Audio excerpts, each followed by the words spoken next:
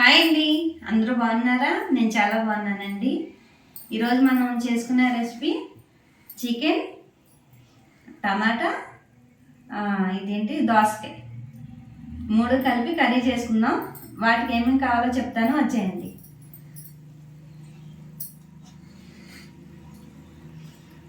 ఇదిగోండి, ఒక 1/2 కేజీ దోసకాయ ఇలా ముక్కలు కోసి పెట్టుకోవాలి. ఒక 2 టమాటాలు ఇలా కట్ చేసి పెట్టుకోవాలండి.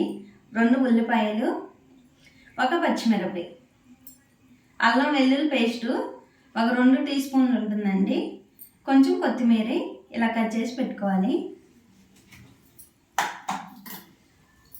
ఒక 1/2 కేజీ చికెన్ అండి. ధనియాలు, జీలకర్ర మిక్సీ పట్టిన పొడి,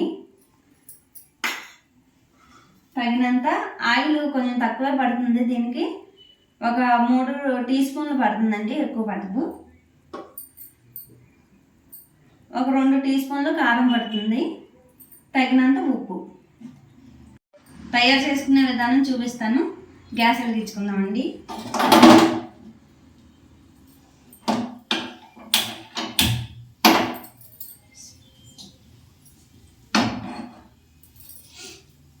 ఇదిగోండి, గిన్నె వేడెక్కింది, ఆయిల్ పోసుకుందాం.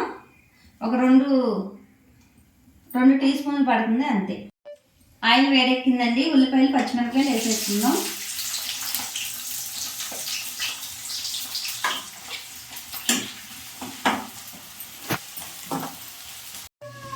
ఉల్లిపాయ వేగినాయండి. అల్లం వెల్లుల్లిపాయ వేసేసుకుందాం.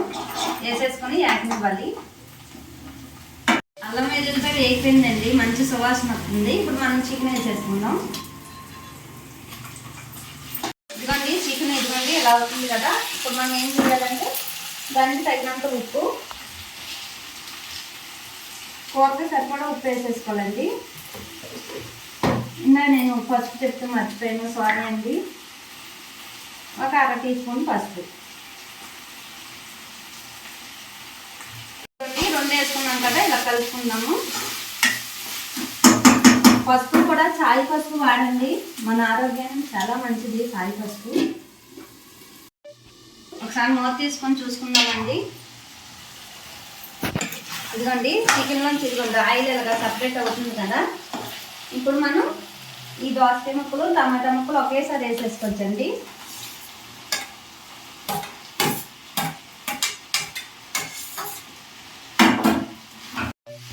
ఇదిగోండి వేసేసుకున్నాం కదా. ఇది కొంచెం మంట తగ్గించుకొని మూత పెట్టేసుకుందాం. నిదానంగా మగ్గుద్ది. ఒకసారి చూద్దామండి ఎంతవరకు వచ్చిందో. ఇక చూడండి, ఇలా ఆయిల్ సపరేట్ అవ్వాలి. ఇప్పుడు కారం వేసేసుకుందాం.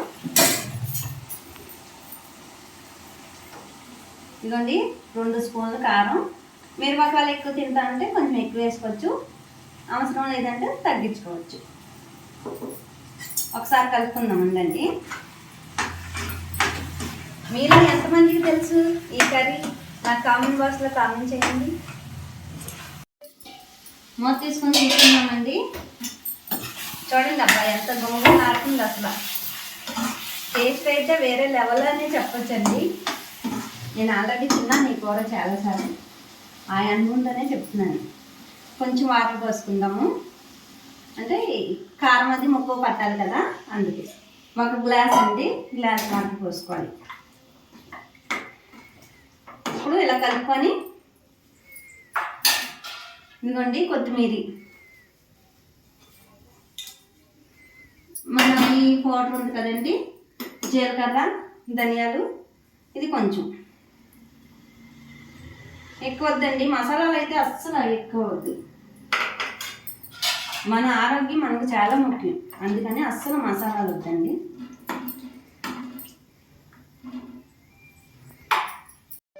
ఇప్పుడు మూత పెట్టుకుందామండి. ఎంతవరకు వచ్చిందో చూద్దామండి. అయిపోయిందండి, ఆల్మోస్ట్ ఇక అయిపోయినట్టు. ఇంకా ఇలా ఉండాలండి.